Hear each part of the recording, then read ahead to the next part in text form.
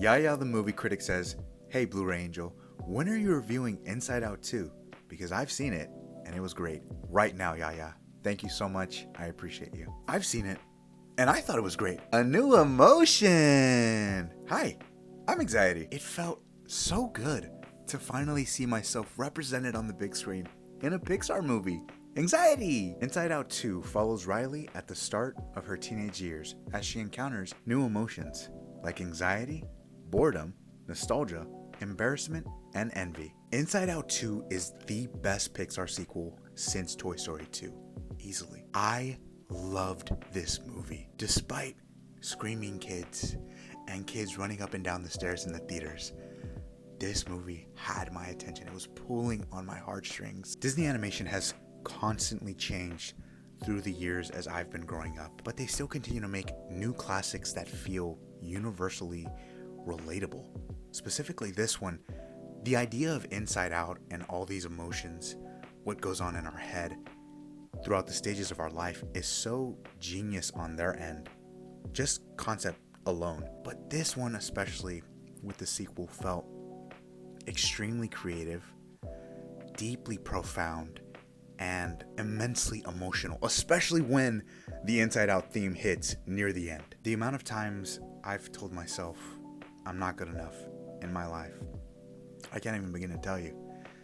And I love how this movie explored the idea of all emotions, all thoughts being valid, and how we actually need to express them, each individually as importantly, but always with joy leading our hearts. I love how they expertly and effortlessly showcase two major things going on within the movie story: the external factors of Riley's life and her internal emotions. The external factors showing her struggle of trying to impress these people that she looks up to while staying loyal to her friends and trying not to be a jerk about it, while on the inside trying to retain her sense of self and also the belief of I'm a good person. I loved how this movie visualized so many different things that happen within us, like memories being threads, sarcasm, brainstorm, panic attacks, vault of secrets. Everything was phenomenal. Another great example would be the idea of suppressing our emotions being bottled up. Perfect. There's a line that really crushed me in this movie. It's actually a moment, but the build up to it, it's such a masterclass in storytelling. It's when Joy says, "I don't know how to stop anxiety." Maybe we can't. Maybe that's what happens when you grow up.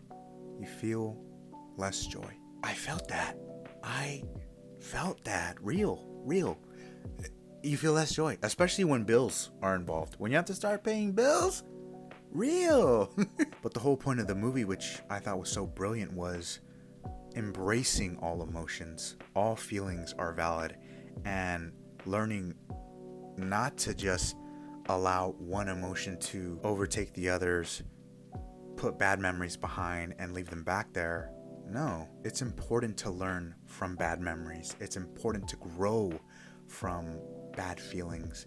It's important to understand that as we get older, our emotions are supposed to be more sophisticated, as we, like Riley, are complex human beings. Every emotion is good for us. It's like necessary catharsis, relief, expression. Don't allow your emotions to define you.